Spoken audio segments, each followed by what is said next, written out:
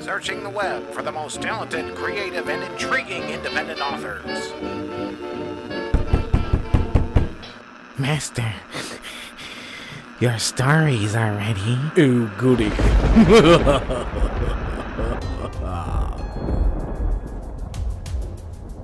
The Emit Blackwell Show, diving into the creative minds of sci-fi, fantasy, horror, and paranormal authors. Their fantasy is our reality.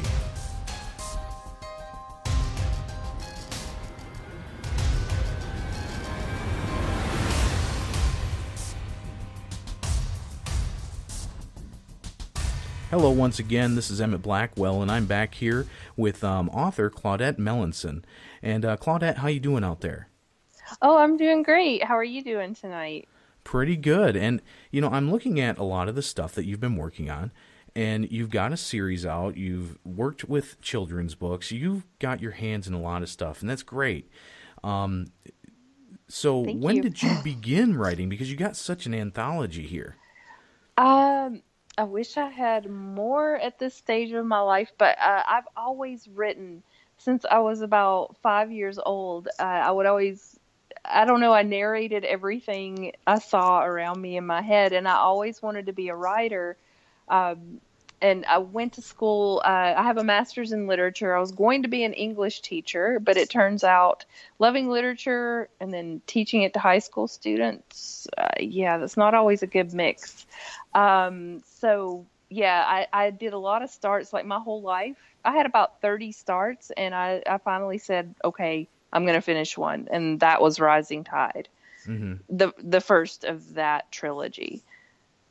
Yeah, and that trilogy, I mean, even the cover design for anybody out there who's watching, I mean, they look fantastic. The story looks fantastic. And, thank you.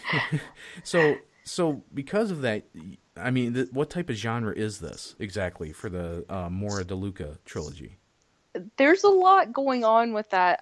It's young adult vampire, but it's not just vampire. This is a different kind of young adult vampire story. It has a little bit of romance, but Mora is the main character. I wanted her to be the one to shine.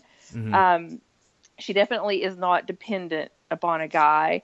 There are lots of other characters that come into play. I have fae in the book, pixies, elves, fairies, and they're all fallen angels. There's a mythology in the book that humans call them elves, but they're one of the 9 orders of angels. There's a little bit of mystery. There's some fantasy, like urban fantasy, that goes on in the books.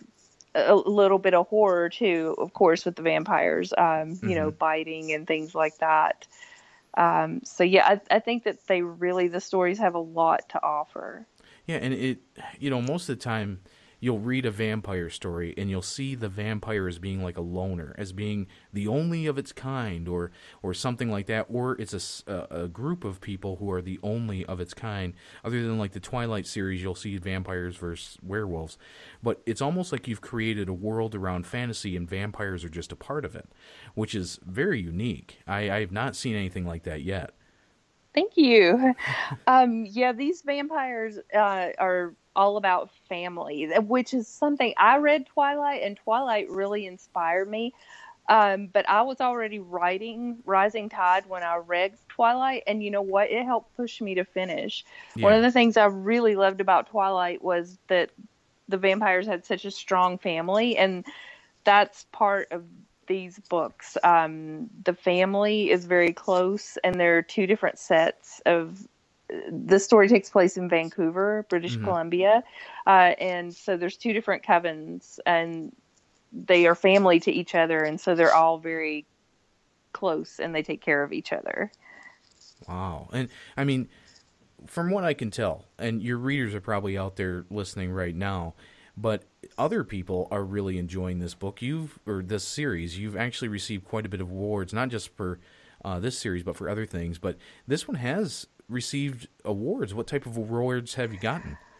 Well, this was my first book, and I entered it in Reader's Favorite, not expecting to win at all because I was like, this is my first book. I'm a really new green author.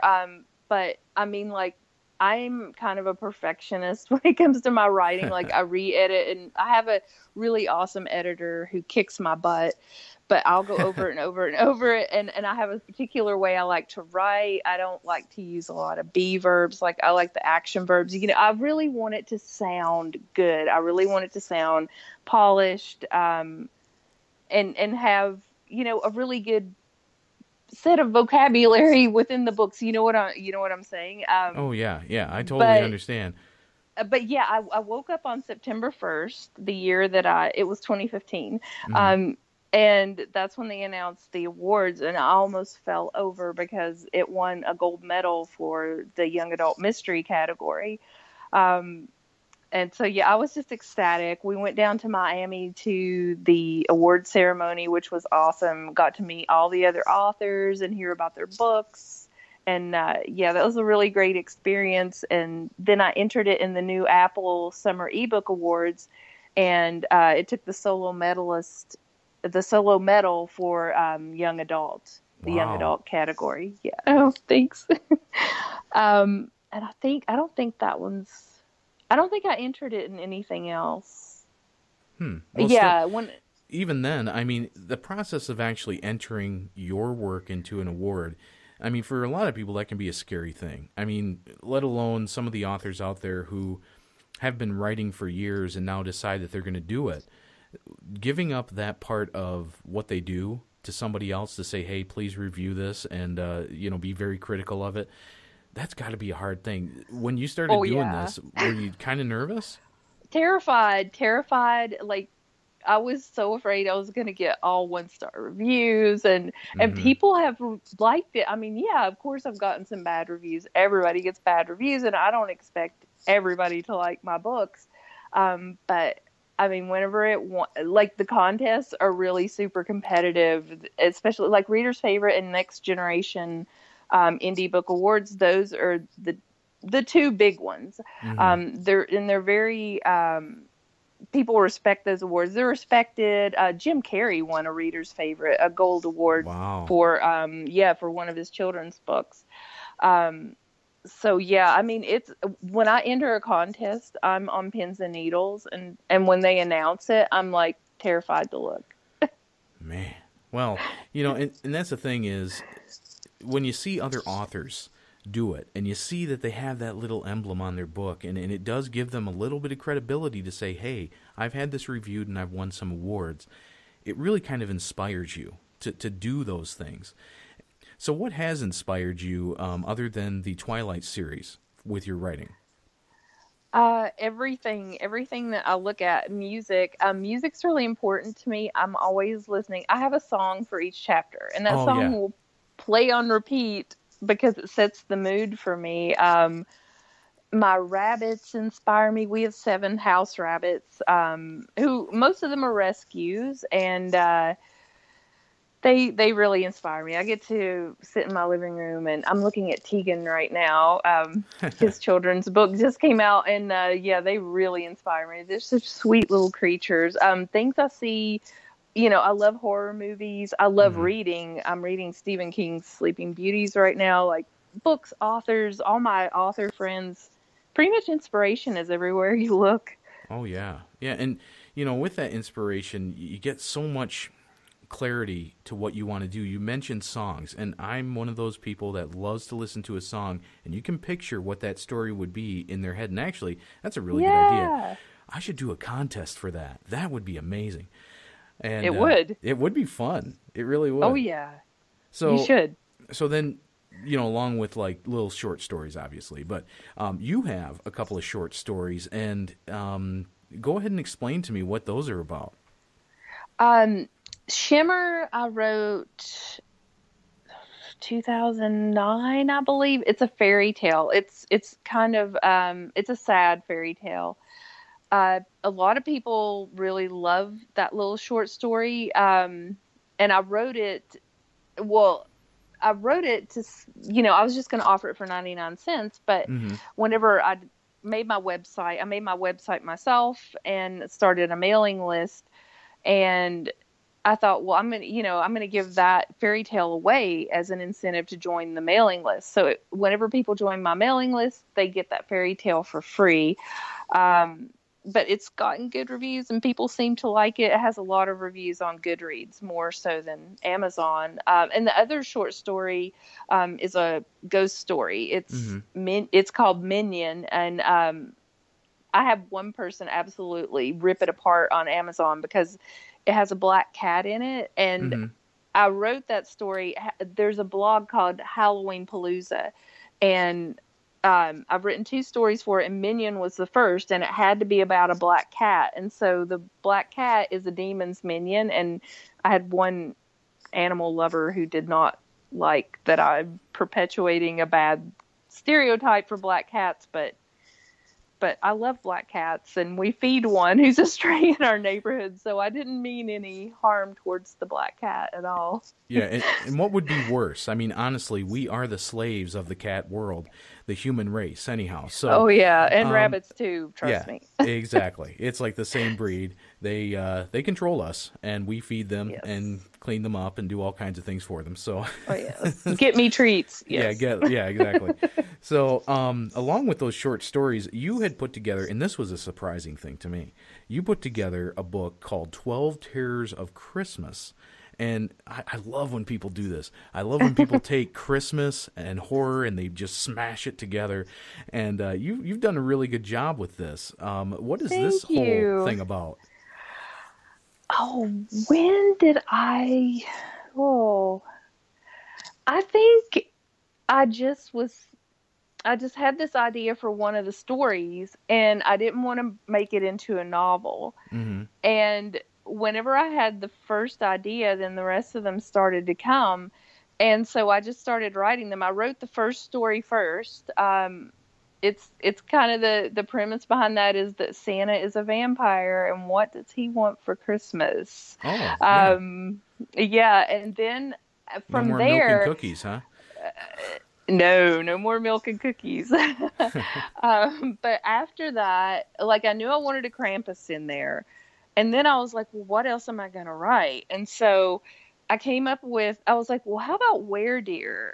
And whenever I started writing that one, I was like, oh my gosh, is this going to be stupid? Like, I was like, how can I make this scary and real? Like, it's not something that's laughable.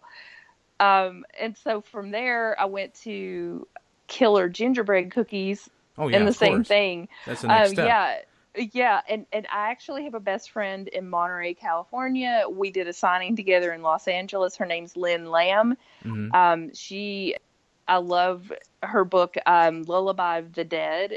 It just really blew my mind. I have this thing with death, and I had to put it down a few times. But I asked her to write a story for 12 Terrors, and so she actually wrote a story about Santa being mad because people don't believe in him anymore, and he's melting people. Oh, boy.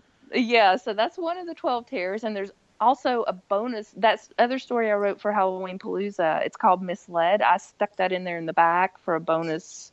So you actually get a baker's dozen instead of 12 Terrors. Oh, wow. But it took me a year to write that, and it was the hardest thing I've ever written because it was from the mindset, like this story would be from the mindset of this character, and this one would be from the mindset of this character. And so I had to really, really draw upon a lot of writing strengths and rewrite a lot of stuff. It was a challenge, but I've never been more proud of anything that I've produced in my life.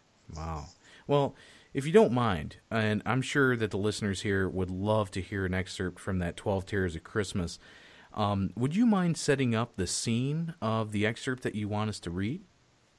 This is my Krampus story, and this is a story about a little boy who goes missing at Christmas, and there's a detective, and his sister was taken from her birthday party when he was little, and there was a detective who worked the case who managed to bring his sister back. And he has a little 5-year-old boy. The boy who was taken was 5 years old. and he is just driven. He wants to find this kid. He wants to get him home for Christmas. And it goes through the first part of the story is where he's interviewing the mother, and he's, just, I'm going to get this kid back. And then he has this dream, this nightmare about this child that has been taken. All right. Well, without further ado, this is The 12 Terrors of Christmas. Terror 2, The Price of a Christmas Wish. The night had marked the 6th day of December, and time seemed to fast forward to the 14th. I had framed the picture of my own child beaming with joy while seated on Santa's knee. But at that point, I didn't know if the Tomlins would ever have theirs taken. The scarf had turned out to be a dead end. Not a hair, stray fiber, or scrap of DNA could be found on its surface. And I'd become more desperate to find the missing child with each passing day. The closest I'd come to tracking him down had been during the nightmare I'd had on the night of the 13th. Inside my darkened dream world, the lost scarf twisted past me in the wind, winding its way past my head to snake its way back into the branches of the tree where we had found it. Only this time, the magnolia had been in full bloom, each buxom white blossom dripping crimson, as if someone had upended the tree by its roots and dripped it in an impossibly large vat of blood. And the blood had rained down in large fat drops to land and pool on the ground, as if the earth below refused to accept it. The pools had found their way into the network of rivulets carved into the surrounding parched soil, so that the space upon which I stood became surrounded by a network of racing, intermingling mini rivers of blood. Though they all separated before changing course and joining together again, each eventually found a common goal: the boy, Colden. Even though he stood some distance away from me, I recognized his pale, frightened features, a sharply contrasted centerpiece within a dark frame of his hair like crow's feathers, save for his matching eyes. The innocent set to his expression demanded justice, a justice I swore in that sleeping moment to deliver. Before my horrified eyes, the little rivers filled past capacity, allowing them to rise up and touch the boy. At first, the red fingers only sidled along his shoes, but it didn't take long for their reach to extend like circling vines, to stain his jeans and shirt and splash lines of scarlet across his nose and cheeks. The streams continued to run up and over the child, defying every known law of gravity, until he was soaked and dripping, appearing to have stepped from the frame of a horror movie. I woke with a start and yanked Tristana from sleep as well. "What is it, Devlin? Nightmare?" "The worst. I saw that missing kid, doused in blood from head to toe." I left out the part about the spoiled purity of the magnolia tree. It didn't seem relevant in the whole scheme of things anyway, just some random creation of my psyche. "You're going to find him, honey. Alive." But even an optimist like Tristana uttered that last word without a hint of belief behind it. "It's been more than a week. You know the statistics." I'd wandered into an area of rocky terrain over which my wife would not follow. "I think I heard Mallory." She rose and left our bedroom before another word could escape to pursue her. I couldn't blame her. I, too, deeply desired the luxury of focusing solely on buying Mallory's Christmas presents, watching every canned Christmas special known to man, while he snuggled into my chest, and seeing his eyes light up as he sprinkled red and green sugar over freshly baked gingerbread men and women. But I couldn't be blessed with such good fortune, because we weren't the only family in the world, and because Mrs. Tomlin loved Colden just as much as we loved Mallory. Wished she could be sharing all the same special holiday memories with her son as we were lucky enough to share with ours. Because I had once been fortunate enough for a detective who cared enough, worked hard enough, to bring my sister home after a bad man had taken her, carried her away from her own birthday party at Chuck E. Cheese. I strove to repay that debt of gratitude every day. If a man like me rested, all the stolen children would remain just that. Stolen. I had 11 days. Well, 10, if you wanted Colden to sleep in his own bed on Christmas Eve. Even with a son of my own to consider, I couldn't think of a single thing I wanted more. All right, and we are back. And wow, talk about vivid. Talk about scary in a way that makes you feel like you're helpless. You know, you can feel that the detective is pushing himself. You know, he's making so much effort to try to find this child, but he's almost haunted by the fact that this child is missing. Definitely. He definitely is. And because he can see the child who's missing, Colden, his own son, Mallory, he's, it's in the back of his head. What if this was Mallory, you know? But thank you so much. And excellent job reading it. Thank you so much for reading it. You really bring a lot to that scene. Thank you. No problem. That's what I do. So anyhow, so I mean, you've got this kind of feeling of the family thing. You've got children, you got the young adult, and when you pour out your emotions about children and the love that you have for them, you've also worked on some kids books, and you had talked about that to me earlier. How did you get into this, and why did you do these books along with the young adult vampire? Well, young adult has always been my favorite genre to read. But I've always loved Stephen King, and I plan to write all kinds of stuff. I'm going to do romance, but it's going to be clean romance. I will never be an erotic romance author. I have plans to do a lot more horror and things like that.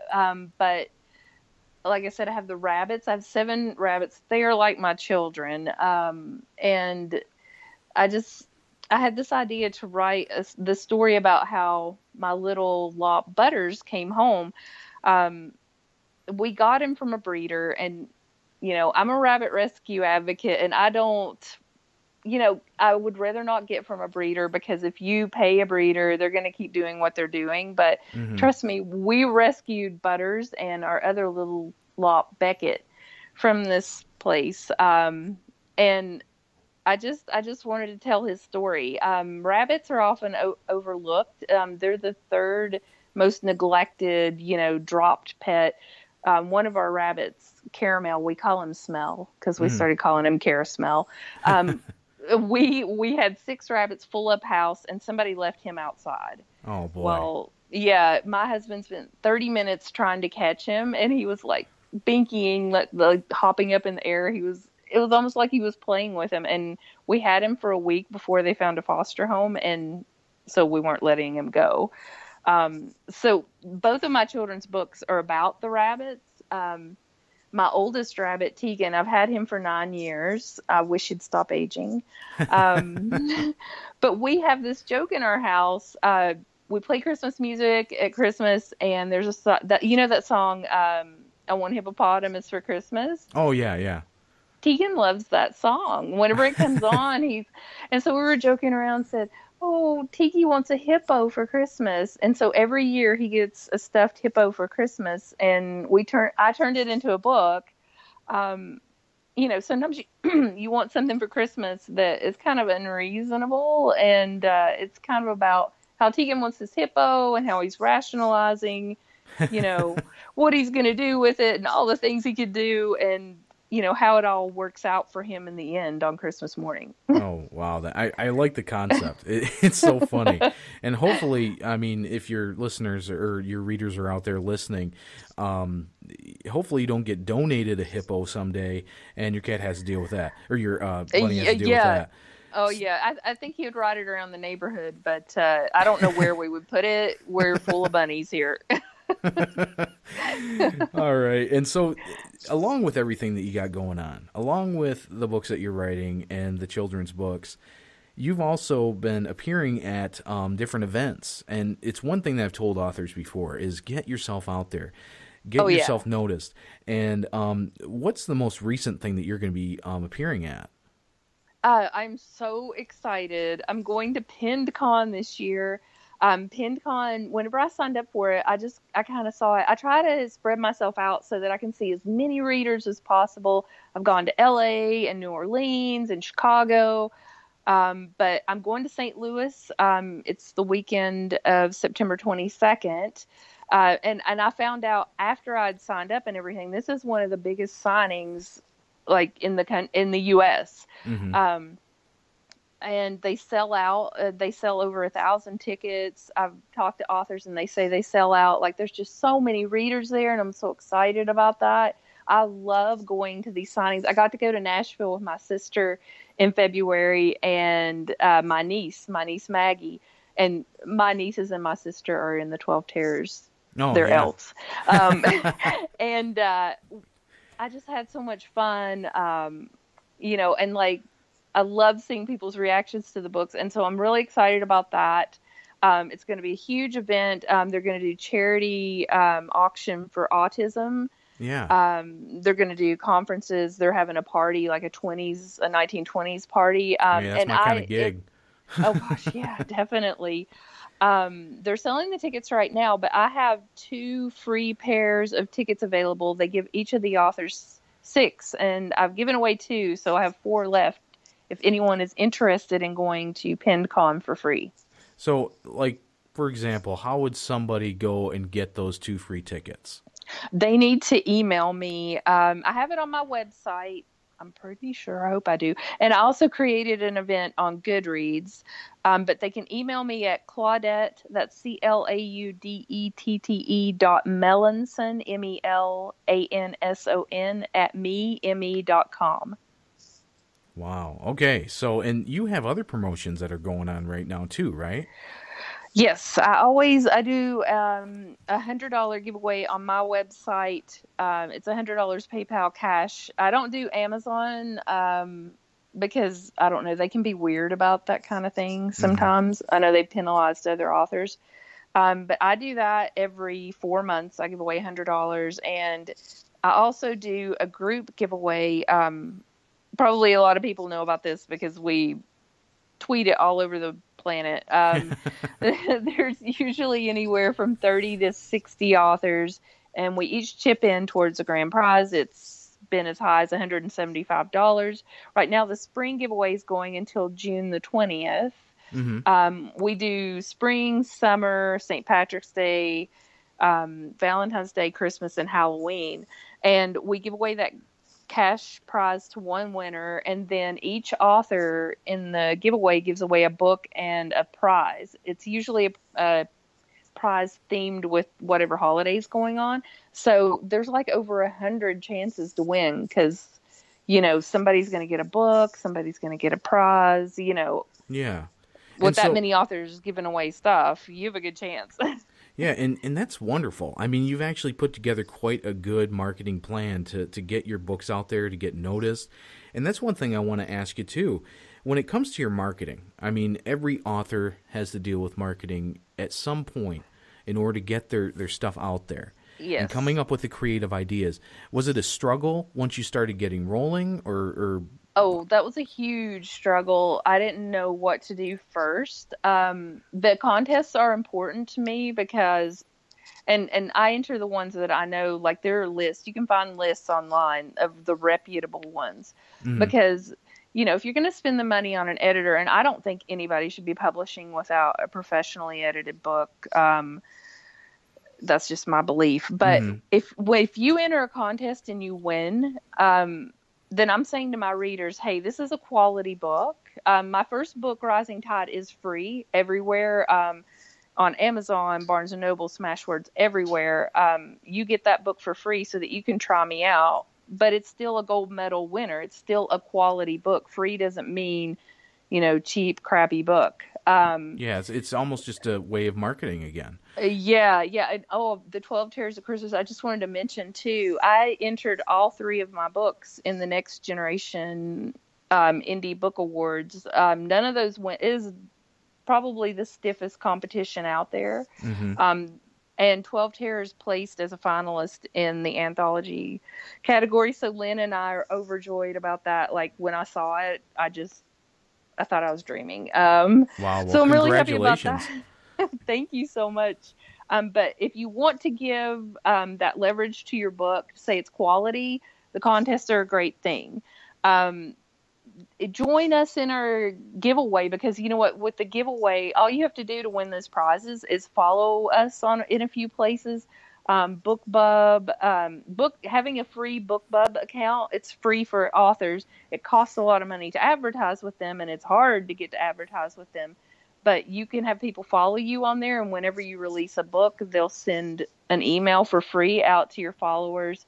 So join everything that you can. If somebody writes to me and says, "Hey, I have a website, you can put yourself and your books up on here for free," I do it. I do it every chance I get, because the more places you are, the better it is to be seen. If you want to pay for marketing, Free Booksy is the best. If you have a free book, if you're putting your book on sale, they have Bargain Booksy, and that's great too. Every time I do a deal with Free Booksy, I always get tons of downloads. In fact, Rising Tide's been downloaded to date almost 23,000 times. No way. That's just on Amazon too. I haven't counted Smashwords yet. So the marketing's working. It is working. It's taken me years. That book you just have to build the most important thing about book marketing, it's not a sprint, it's a marathon, and you've got to be willing to hang in there. You've got to try different things, see what works, see what doesn't work, and just be willing to do it again. Facebook ads are a waste of money. I can tell you that right now. I do not do them anymore. Free Booksy, like I said, is great. There's another one. So you've basically, Fussy Librarian. That one's really good too. Well, can you do me a favor after the show? Can you send me some links to that, and I'll put it in the bottom of your video, and so in that way people can get involved on these things and get noticed. Oh yeah, because if you're going to spend money to advertise, you need to know where it's going to, do the best. So I track all of that. I track all of my links for everything in Bitly. I've got a little bit overwhelmed, and I kind of just, after I finished 12 Terrors, I needed to step back a little bit and just take a little bit of time, but I'm starting to get kind of ramped up again. I'm 7 chapters into the first book of the next more DeLuca trilogy, so I'm ready to go again. So are those going to be like story arcs? Is it? Well, the first one is about her human life. The second trilogy is called The DeLuca Vampires. And she's coming every day closer to her transformation into a full vampire. And these are going to be more about what happens when that happens. Wow. Well, I'm sure your readers are excited about that. So I hope so. Yeah, and I'm sure that, there's going to be marketing involved with all that, and it's great. And I just want to tell everybody out there, soon we're going to be starting up another segment, okay, about the heroes that go into producing your book and getting it out there and getting involved with these things. And Claudette, I appreciate you being on here because you talked about those marketing things and you were able to express, what you can do as an author. Some of them are free, some of them you do have to pay for. But these are like your book managers. These are the toolbox that you have that, a traditional author, they go and they submit their stuff to a literary agent, and the literary agent then takes it to the publisher, and the publisher then decides how much money they're going to throw in a budget to promote you. Yes. And as an independent author, you're kind of doing the same thing. You're just jumping over certain hoops in order to get it done yourself. And it's a web, and I'm sure you can agree, it's a web of confusion. And it can take a lot of time to figure it out. So, I do appreciate you being on and talking about that because, like I said, we're going to start up this literary heroes section here on the Emit Blackwell show, and I do encourage everybody to listen to that. So, Claudette, once again, thank you so much for being here on the show. Oh my gosh, thank you for having me. And I just want to give a really quick shout out to my cover artist, Rachel. I'm not sure how to say her last name, Montreal. She lives in Ontario too. We actually went to Wonderland together for my birthday, which was awesome last year. She does all of my covers, and she did all of the illustrations in Butters. Children's books are a little too much for her. She did help Jay color the rabbits in the Tiki book, but until she says I don't want to do it anymore, she'll be my cover artist. She's just amazing. Wow. And I might want to contact her too. So. oh yeah, she's phenomenal. She works for Disney now. oh boy, no, that's gonna be hard. But that's good though. That's how people get started, And just like with you, I mean, we hope to see a lot more of you. I'm sure we're going to be seeing all the stuff on Twitter and on Facebook and on your website. And what is your website again? One more time. It is www.claudettemelanson.com. All right. Thank you so much for being here on the Emit Blackwell show. Thank you. Thank you for having me. That's so awesome. I can't wait to see all of the things that you're going to do. It sounds amazing. Well, that's why we want to do this, is to get the independent author's name out there. So we appreciate you being here, being a part of this. And once again, thank you for being here. And I want to let my readers know that they can follow, share, like, subscribe, do all that little clicky stuff, and get involved here on the Emit Blackwell show. This is Emit Blackwell signing off. Keep on reading and keep on writing. Searching the web for the most talented, creative, and intriguing independent authors. Master, your stories are ready. Ooh, goody.